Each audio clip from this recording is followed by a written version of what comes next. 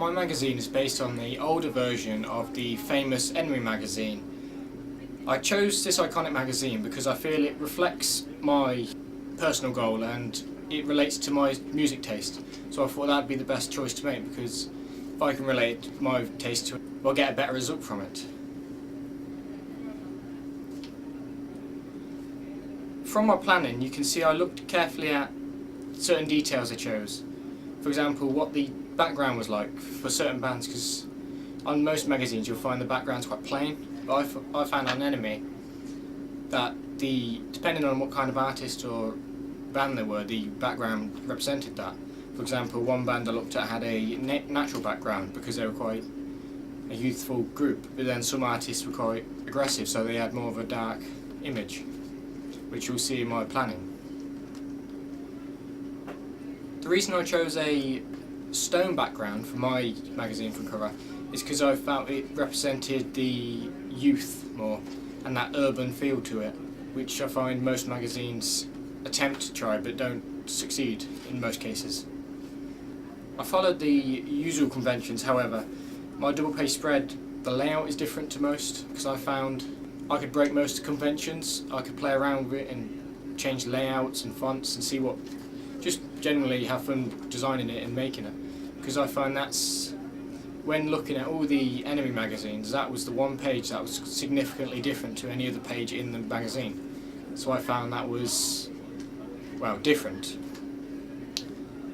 I found I could challenge the double page spread, and by playing around with it, I think I have created a better magazine and something that is more relevant to my target audience, which is a teenage youth.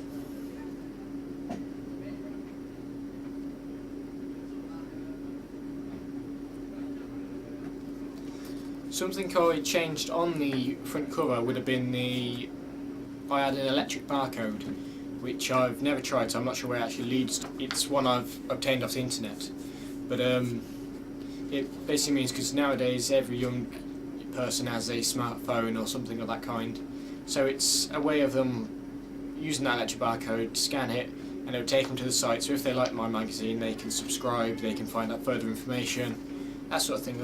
I brought the magazine into the 21st century, which is something I found no one else did, and that's something that is a key issue nowadays. It's something that's going to have to be brought into consideration with the way the future is with technology. The magazine is aimed at a young rock fan-based audience. Using the social identity theory, I was able to take a usual conventions of Enemy and use them in my magazine to attract the audience. For example, the house style is bright but has that dark essence common in music magazines of the genre. For my main image, I have added filters and desaturated the colours to give it that more of to sort of show the effect of the artists, like I mentioned earlier, how Enemy's magazines usually represent their artists and bands. So I found that quite useful.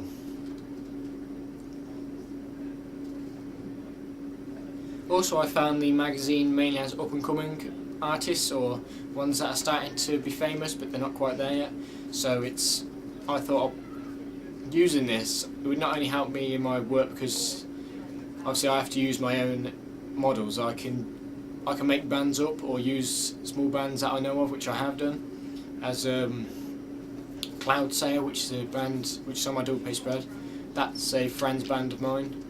So I thought that I could, even though it's only a school project, I could actually advertise. Also, because they are a younger, unknown band, I find many young people would find it more appealing, because the whole idea of exploring and finding out new bands and sharing that with your friends and stuff. If I was to choose a publisher company, I'd choose the IPC, because they're also the publisher for the Enemy and Kerrang magazines, which are two similar magazines, as you know, and therefore they would understand the conventions of my magazine, they'd understand the goal I'm trying to achieve, they'd have the same sort of appeal to my magazine, and they'd feel more passionate about my work rather than, say, I can't remember the name of the other one. But yeah, it's that kind of, if I went with another magazine publishing company, they might not feel the same about my magazine as IPC would. Also, because they're an international company, they would be able to sell my magazine across the world, online, hard copies.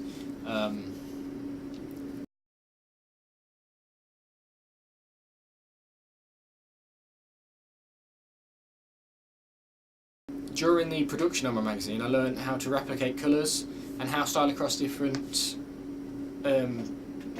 folders in Photoshop. For example, I'll have two windows open, but I found if I click on an object, then click the colour, and got a replica tool, I'm not sure what you call it, it's a pipette. But if I got that, I could move across to another page and I could click a colour on that and it would replicate it, and I could clone house styles. So if I had a certain red, I could copy that over to my double page spread from my homepage. So I never had any different house style, even if it's just the slightest, so it always had that professional look to it. To learn this, I used YouTube, which I watched a few tutorials how to do it, but I found they were all outdated on older software. But just by looking at it, I was able to adapt them and make them work on mine. I feel because I've retaken my AS, I feel I've improved significantly in the time.